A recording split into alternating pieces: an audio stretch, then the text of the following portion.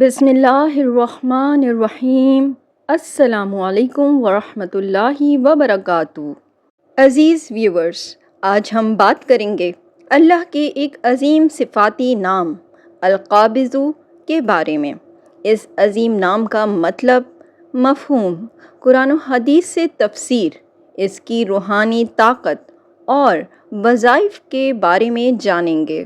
القابض، جس کا مطلب ہے روکنے والا، تنگی دینے والا، قبض کرنے والا، یعنی یہ اللہ تعالیٰ کا ایک ایسا صفاتی نام ہے جو اس کی قدرت، اختیار اور حکمت کو ظاہر کرتا ہے۔ آئیے اب جانتے ہیں القابض کا مفہوم۔ اللہ تعالیٰ القابض ہے، یعنی وہ جس کا چاہے رزق، نعمتیں یا زندگی کی سہولتیں کم کر دے۔ وہ اپنے بندوں کے حالات میں تنگی پیدا کرتا ہے تاکہ وہ اس کی طرف رجوع کریں، صبر کریں اور تقویٰ اختیار کریں۔ اللہ جسے چاہے آزمائش میں ڈال دے تاکہ اس کا ایمان، صبر اور عاجزی ظاہر ہو۔ القابض کا تعلق اختیار، عدل اور حکمت سے ہے۔ آئیے اب القابض کی تفسیر پہ بات کر لیتے ہیں۔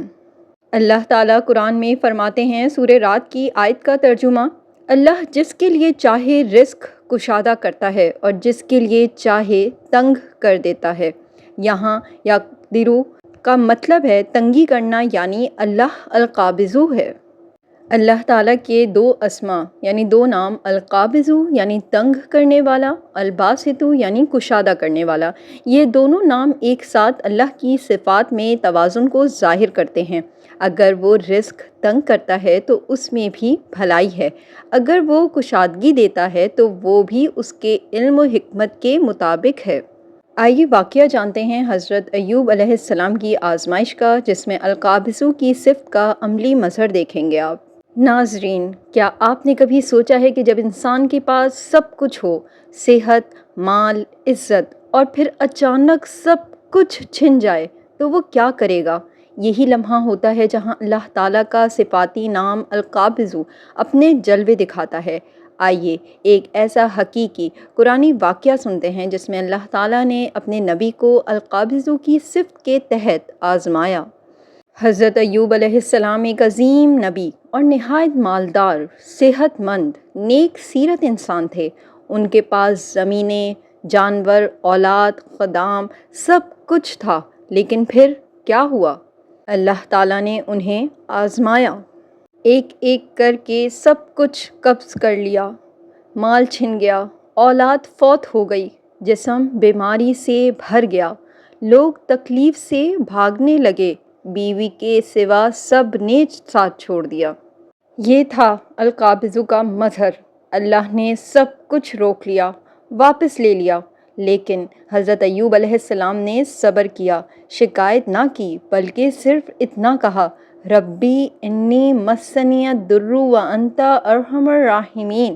اے میرے رب، مجھے بیماری نے چھو لیا ہے اور تو سب سے زیادہ رحم کرنے والا ہے۔ اور جب وہ صبر میں کامیاب ہوئے تو پھر اللہ تعالیٰ نے اپنی دوسری صفت الباسط یعنی کشادگی دینے والا ظاہر کی۔ صحت لوٹا دی، اولاد عطا کی، دگنا مال دیا، عزت دوبارہ بحال ہوئی۔ اس واقعے سے کیا سیکھا ہم نے؟ کہ جب زندگی میں تنگی آئے، رزق رک جائے، لوگ ساتھ چھوڑ دیں، جسم بیماری سے ٹوٹنے لگے، تو سمجھ لیں کہ القابض ہمیں آزما رہا ہے۔ وہ لے کر دیکھتا ہے کہ بندہ اس پر کتنا یقین رکھتا ہے، اور جو صبر کرے اللہ اسے الباسط کی کشادگی سے نوازتا ہے۔ یا قابض کی وظائف جانتے ہیں۔ دشمن سے بچاؤ کے لیے یا قابض کا وظیفہ یہ ہے کہ یا قابض یا ممیت روزانہ 70 مرتبہ بعد نماز فجر اور عشاء پڑھنا ہے۔ اس کا طریقہ یہ ہے کہ خلوص دل سے ورد کے بعد دعا میں دشمن کے شر سے حفاظت مانگیں۔ دوسرا یہ کہ جسمانی تکلیف یعنی زخم، درد میں فائدے کے لیے زخم یا درد کے مقام پر ہاتھ رکھ کر 7 بار یا قابض اور 7 بار یا شافع پڑھ کر دم کریں۔ پیٹ کی تکلیف، دست، لوز موشن میں فائدے کے لیے یا قابض یا باسط کو 41 بار پانی پر دم کر کے مریض کو پلائیں۔ اسٹیبل پریگننسی کے لیے القابض کا ورد وظیفہ یہ ہے کہ حمل کے ابتدائی دنوں میں یا قابض یا محیی کو روزانہ 99 بار پڑھا جائے۔ حمل کے بعد 3 ماہ تک یہ وظیفہ جاری رکھیں۔ موذی دشمن یعنی دین و دنیا کا خطرناک دشمن جو ہے اس سے نجات کے لیے وظیفہ یہ ہے کہ دشمن کا نام دل میں رکھ کر یا قابض یا قہار روزانہ 313 بار پڑھیں۔ وظیفے کے بعد سورہ فیل 3 بار پڑھ کر دعا کریں۔ مدت کم از کم 21 دن ہے۔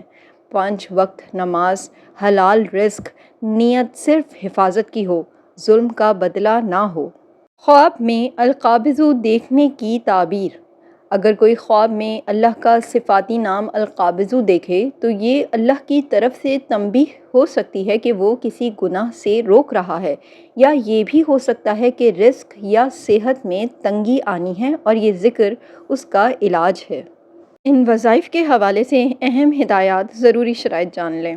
وضو کی حالت میں ذکر کریں، حلال کمائی اور سچ بولنے کا اہتمام کریں۔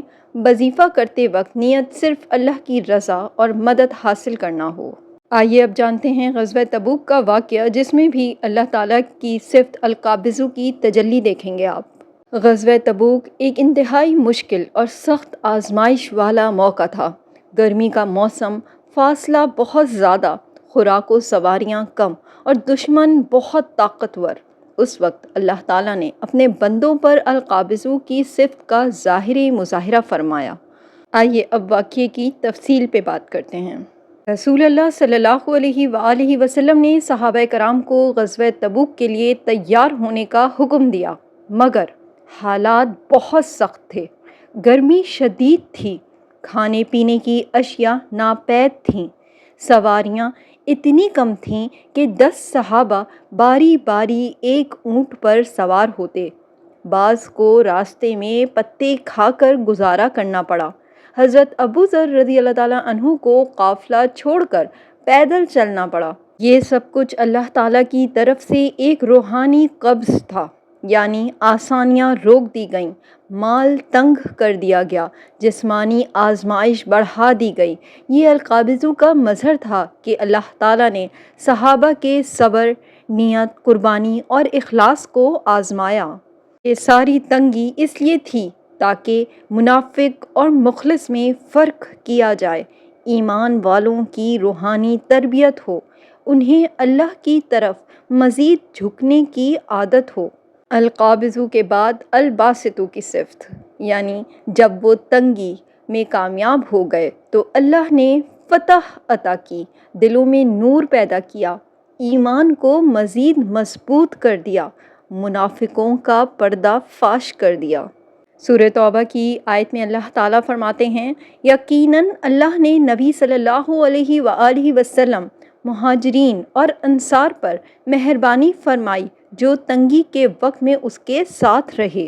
ناظرین، القابض صرف لینے والا نہیں، وہ ہمیں چھین کر اپنے قریب لاتا ہے، آزماتا ہے، گراتا ہے تاکہ ہم اسی کے سجدے میں گریں۔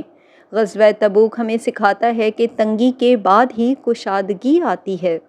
آئیے اب جان لیتے ہیں اللہ تعالیٰ کے صفاتی نام القابض سے ملنے والا روحانی سبق۔ اگر زندگی میں رزق یا سکون کی تنگی آئے تو سمجھو اللہ آزمائش میں ڈال کر رجوع کی دعوت دے رہا ہے۔ القابض پر ایمان ہمیں صبر، توکل اور عاجزی سکھاتا ہے۔ اللہ کا ہر قبض بھی اس کی رحمت کے دائرے میں ہوتا ہے جو ہمیں تقویٰ کی طرف لے جاتا ہے۔ ہماری حوصلہ افزائی کے لیے ویڈیو کو لائک کرنا نہ بھولیے۔ مزید اسلامی ویڈیوز کے لیے چینل کو سبسکرائب کیجیے اور بیل آئیکن کو بھی پریس کیجیے تاکہ ہر نئی ویڈیو فوراً آپ تک پہنچے۔ اور اس ویڈیو کو اپنے پیاروں کے ساتھ ضرور شیئر کیجیے تاکہ وہ بھی اس علم سے فائدہ اٹھا سکیں۔ جزاک اللہ۔